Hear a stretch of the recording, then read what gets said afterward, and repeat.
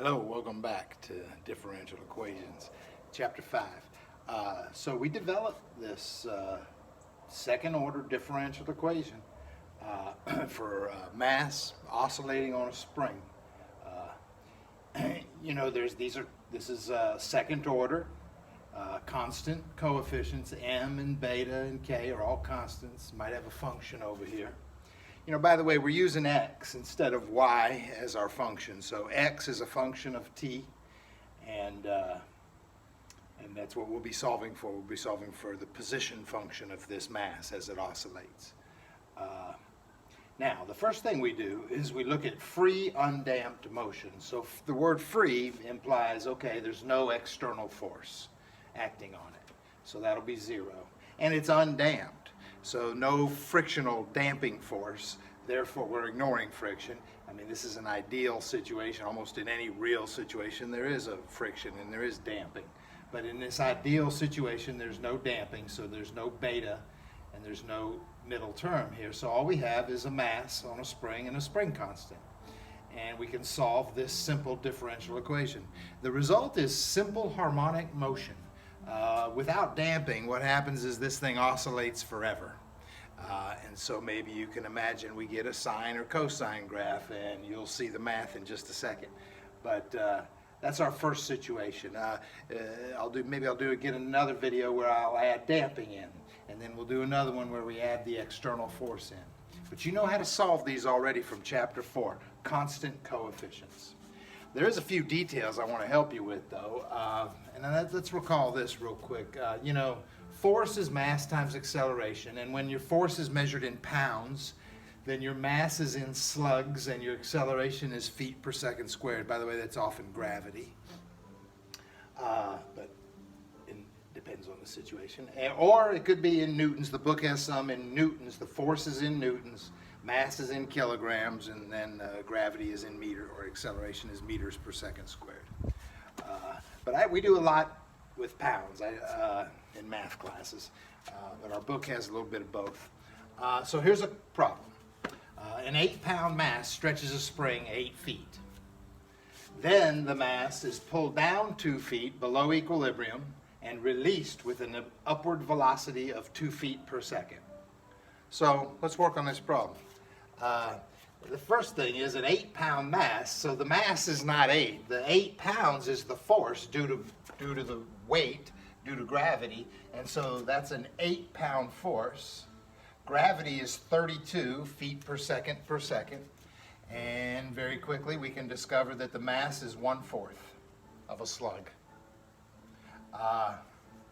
It's that same 8-pound force that stretched the spring 8 feet. So we can find, according to Hooke's law, we can find the spring constant K. In this example, K is 1. So we have this differential equation. It is 1/4 x double prime, because that's the mass, plus 1x equals 0. So we can solve this differential equation with constant coefficients. If you recall, we need the auxiliary equation. The auxiliary equation, I used to use the letter m. I'm not going to do that now. M is mass. So I want to use r. So 1/4 r squared plus 1 equals 0. Of course, you solve this little polynomial now. You move the 1 over, you multiply by 4. R squared is a -4.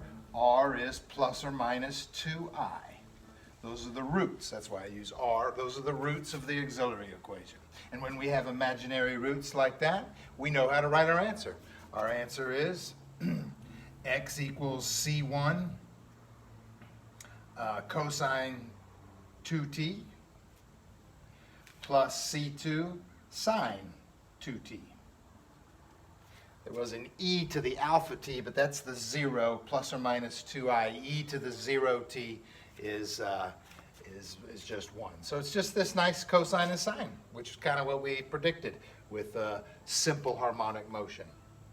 Now there was some initial conditions here. That's this next long sentence is the initial conditions that went with this dE.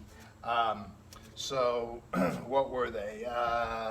The mass is pulled down 2 feet below equilibrium. So that's the initial position. So x of 0 is 2. Now wait a minute, down below equilibrium is positive.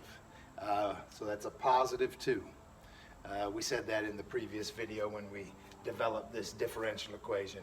Below equilibrium is positive, above equilibrium or up is negative. Look at this. It was released with an upward push, a little upward velocity of 2 feet per second. So that means the other initial condition is the initial velocity, x prime, is 2 feet per second upwards. That's negative 2. So those are my initial conditions. They came with this dE, and we solved the dE already. In order to find C1 and C2, I'll use these initial conditions. Let's get to work. I'm going to need x prime, actually. So let's get x prime. X prime is the derivative. Chain rule spits out a 2, negative 2 C1 sine 2t, positive 2 C2 cosine 2t.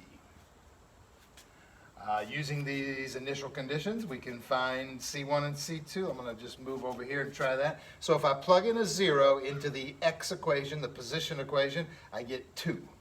All right, I get a 2 if I plug in a 0. Cosine of 0 is 1 times C1.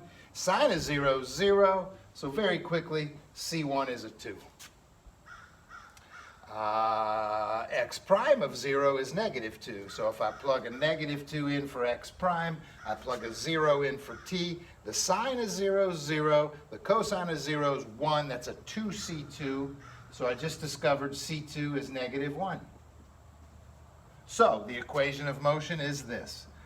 Here it is. With the c1, 2 cosine 2t minus 1 sine 2t. That's the equation of motion, but we're not finished. I'm going to hit pause and give you the next video. We have to put this in an alternative form.